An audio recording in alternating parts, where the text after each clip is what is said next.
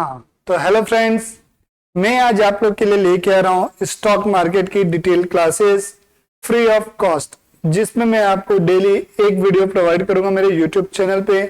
ये जो वीडियो है खासकर उन लोगों के लिए है जिन्होंने स्टॉक मार्केट के बारे में आज तक कुछ नहीं समझा है ना कुछ जाना है।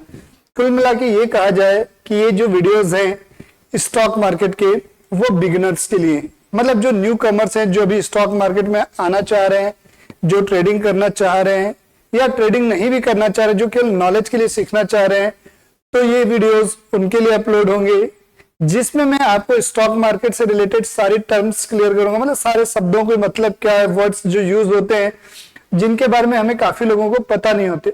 काफी लोग क्या करते हैं, केवल प्राइस एक्शन सीख लिए, बस कैंडल स्टिक पता है, पैटर्न पता है, लेकिन स्टॉक मार्केट में होने वाली हलचल, मतलब जो भी चीजें हैं शब्दों के मतलब, जैसे प्रमोटर होल्डिंग है, प्रमोटर प्लेसिंग है, इनसाइडर ट्रेडिंग है, सर्किट्स है, ये सब चीजों के लोगों को मतलब नहीं पता होते।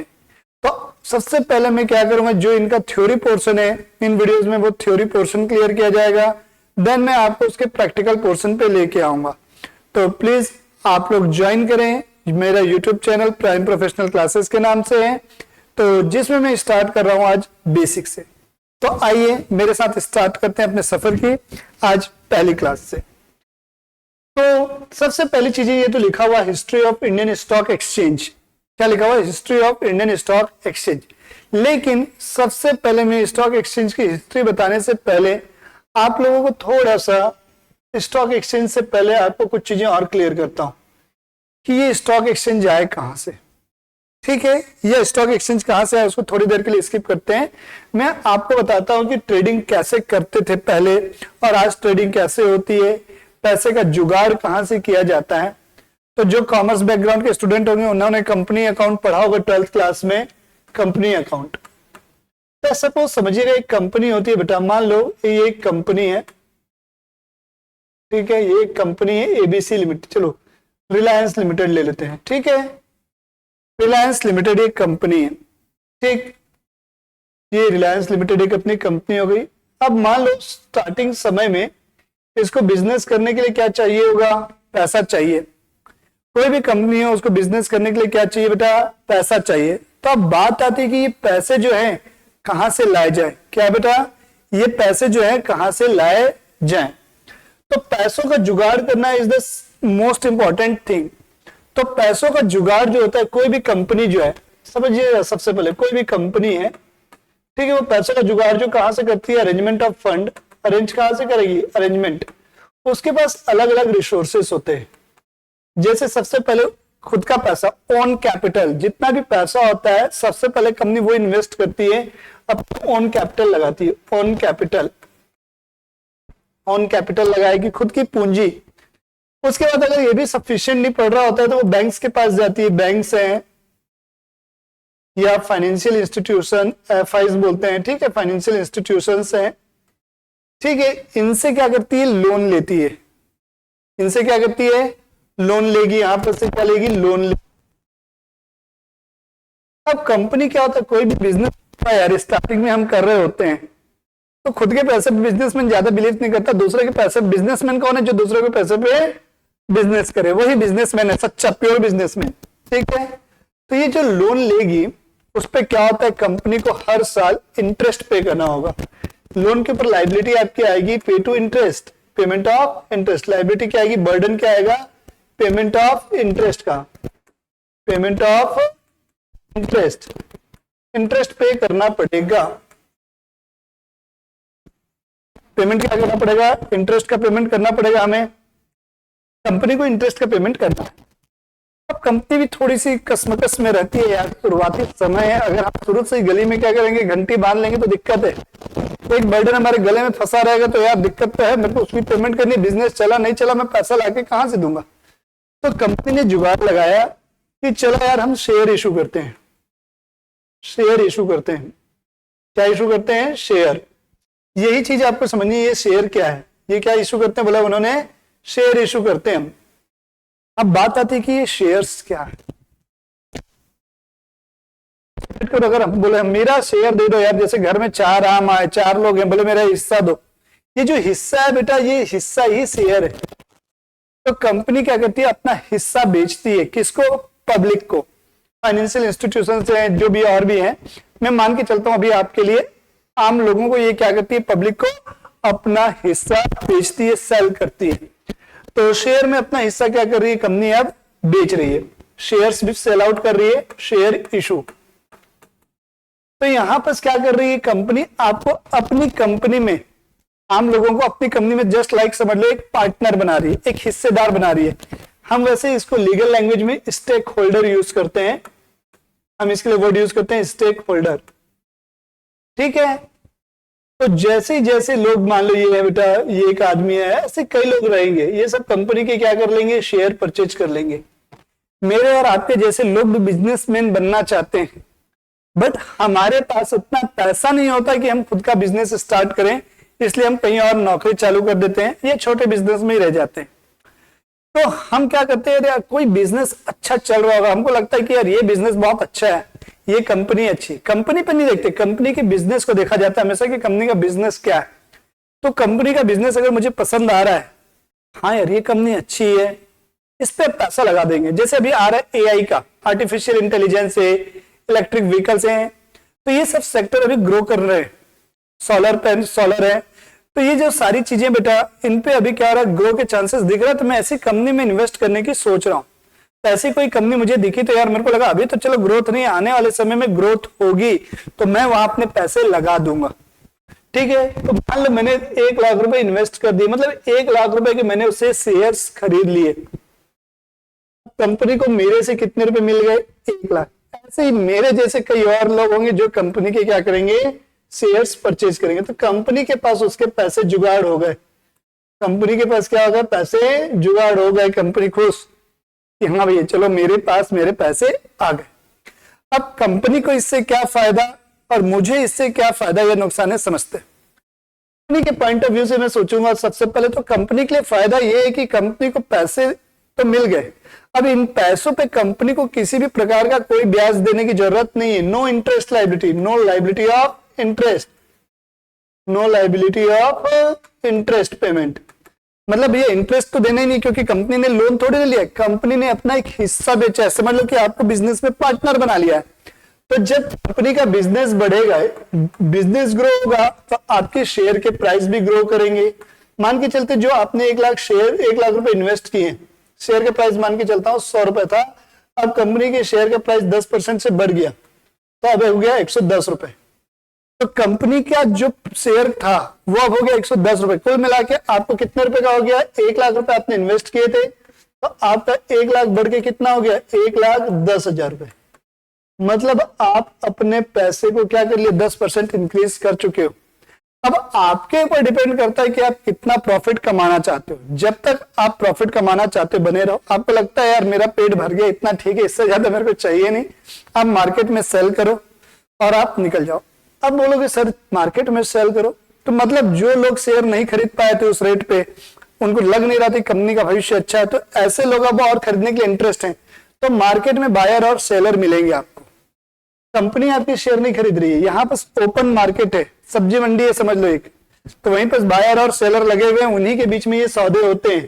कंपनी को आपने पैसे दे दिए तो अब कंपनी से पैसे आपको लाइफ टाइम नहीं मिलने वाले। केवल एक ही कंडीशन में कंपनी आपको पैसे रिटर्न करेगी, जब कंपनी बंद होने वाली होगी। मतलब कंपनी का जब लिक्विडेशन होगा, कंपनी जब क्लोज होगी, बंद होगी, तब कंपनी अपने शेयर होल्डर को पैसे देगी। और बंद तो केवल एक ही सिचुएशन में होती है, जब कंपनी की स्थिति खराब हो, लॉस होने लगे, भैया अब नहीं चलेगी, तब बंद होगी। तो ऑब्वियसली जो आपका 1 लाख रुपए का इन्वेस्टमेंट रहा होगा वो घट के क्या हो गया होगा, कम हो चुका होगा, तो उस कंडीशन में आपको लॉस। तो कंपनी को पैसे की जुगाड़ हो गई, शेयर होल्डर को फायदा क्या हुआ कि उनका ग्रोथ हो गया। तो ये जो भी अपने पैसे हैं, तो कई लोग अपने पैसों को क्या करते हैं, बैंक में रखना पसंद करते हैं। कुछ लोग कहाँ इन्वेस्ट करते हैं, बैंक में, कुछ लोग गोल्ड में भी इन्वेस्ट करते हैं, कुछ प्रॉपर्टी मतलब रियल एस्टेट में इन्वेस्ट करते हैं, रियल एस्टेट में, कुछ लोग म्यूचुअल फंड में इन्वेस्ट कर देते हैं, और जो लोग इन सब में इन्वेस्ट करना नहीं चाहते वो लगाते हैं मेरे और आपके जैसे लोग किसमें, शेयर। तो शेयर मार्केट में अगर आप पैसा इन्वेस्ट करते हैं तो आपको क्या करना होता है, पूरी नॉलेज के साथ, परफेक्शन के साथ इन्वेस्ट करना होता है।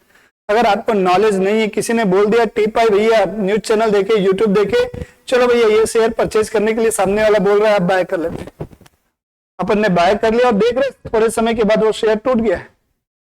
ऐसा कभी भी नहीं करें। आप लोग पहले सीखें, चेक करें जो भी टिप आई है वो आपके मतलब रेंज में आ रही है कि नहीं, आपने जो सीखा है उस पर खरा उतर रहा है कि नहीं, कसौटी पे, तभी जाके उन शेयर्स को बाय करें, अदरवाइज आपको बाय करने की जरूरत नहीं। तो ये चीज है एक बेसिक आपकी चीजों की जो बात जानकारी है। फिर मैं आता हूं, बात करते हैं स्टॉक एक्सचेंजेस की। शेयर की खरीदी और बिक्री के लिए स्टॉक एक्सचेंज बनाए गए। क्या बनाए गए? इनकी खरीदी और बिक्री के लिए स्टॉक एक्सचेंज बने। मेनली दो एक्सचेंज है हमारे, एक है बीएससी और एक है एनएससी। बॉम्बे स्टॉक एक्सचेंज बोलते हैं इसको, और एनएससी को बोलते हैं नेशनल स्टॉक एक्सचेंज। इसको बॉम्बे स्टॉक एक्सचेंज बोलते हैं जो मुंबई दलाल स्ट्रीट में है, और ये NSC national stock exchange mainly जो है दिल्ली में है। तो ये बीएससी जो है यहां पर हमारी टॉप 30 कंपनी लिस्टेड है, टॉप 30 कंपनीज लिस्टेड है, और एनएससी में टॉप 50 कंपनी लिस्टेड है, टॉप 50 कंपनी के शेयर लिस्टेड है, और इसमें बीएससी में टॉप 30 कंपनी के शेयर लिस्टेड है। तो अभी इनके लिए क्या होता है बेटा, शेयर की खरीदी और बिक्री करनी है, तो ये खरीदी और बिक्री जिस प्लेटफॉर्म पे होती है उस प्लेटफॉर्म को हम क्या बोलते हैं, स्टॉक एक्सचेंज। जैसे मैं रायपुर में हूं, रायपुर में मुझे अगर ज्वेलरी खरीदनी होती है तो यहाँ ज्वेलरी की एक फेमस मार्केट है बेटा सदर बाजार।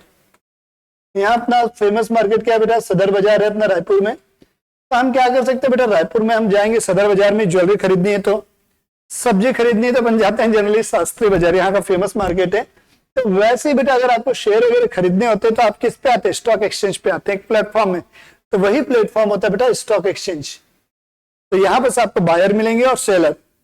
अब ये जो भी शेयर की खरीदी और बिक्री होती है वो होती है ब्रोकर्स के थ्रू। किसके थ्रू होती है? ब्रोकर्स के थ्रू होती है। ये जो शेयर्स की खरीदी और बिक्री होती है बेटा, ये खरीदी और बिक्री जो होगी आपकी ब्रोकर्स के थ्रू होगी। अब ब्रोकर्स के थ्रू होगी तो ब्रोकर अपना कमीशन लेंगे, चार्जेस लेंगे। तो अलग अलग ब्रोकर्स हैं, उनके चार्जेस अलग अलग हैं। तो फिलहाल जो सबसे बड़ा ब्रोकर है अपना जीरोधा है। कौन है? जीरोधा। तो इसमें ब्रोकर्स की लिस्ट में कौन कौन है? जीरोधा, अपस्टॉक, 5 पैसा, grow, angel broking, share Khan, ICICI security है। इस तरह से काफी ब्रोकर है। तो ये ब्रोकर अपनी सर्विसेज के बदले में क्या करते हैं, आपसे चार्जेस लेते हैं।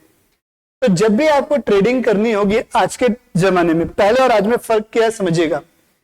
पहले जो है 92 के आसपास की बात बता रहा हूं या उससे पहले की और अर्लियर, पहले जो ट्रेडिंग होती थी मैनुअल बेसिस पे होती थी। किस बेसिस पे होती थी?